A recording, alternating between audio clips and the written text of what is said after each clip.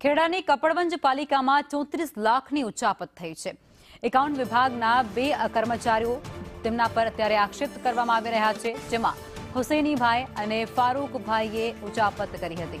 10 મહિના વીતવા છતાં પણ કોઈ કાર્યવાહી હજુ સુધી નથી કરવામાં આવી। નોટિસ આપી અને પૈસા ભરાવ્યાનું ચીફ ઓફિસર સતત રટણ કરી રહ્યા છે। અરજદાર રાજેશ પંચાલ દ્વારા રજૂઆત કરવામાં આવી હતી। અરજદાર દ્વારા કાયદેસર કાર્યવાહી કરવામાં આવે તેવી માંગ પણ અત્યારે કરવામાં આવી રહી છે।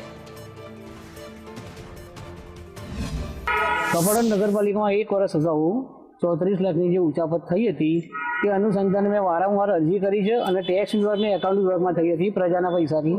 વારંવાર રજૂઆત છતાં પણ કોઈ મને નિર્ણય મળ્યો નથી અને આ બાબતે મેં ઉચ્ચ કક્ષાએ સક્ષમ અધિકારીઓને પણ જાણ કરી છે, છતાં પણ આ બાબતનું પરિણામ મળેલ નથી।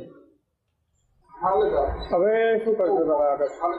આગળ આ બાબતે કંઈ ન્યાય નહીં મળે તો હું આગળ કાયદેસરની કાર્યવાહી કરીશ।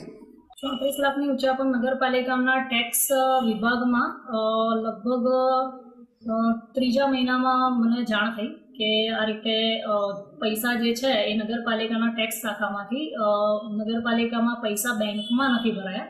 એ જે તે પૈસા જે છે એ કર્મચારીએ પોતે પોતાની પાસે રાખ્યા હોય કે એ કરેલું છે। એ જાણ થતાં અમે યોગ્ય કાર્યવાહી કરેલ છે। આ બાબતે પોલીસ ફરિયાદ કરેલી? ના, પોલીસ ફરિયાદ નથી કરી। અમે પહેલાં તો અમારે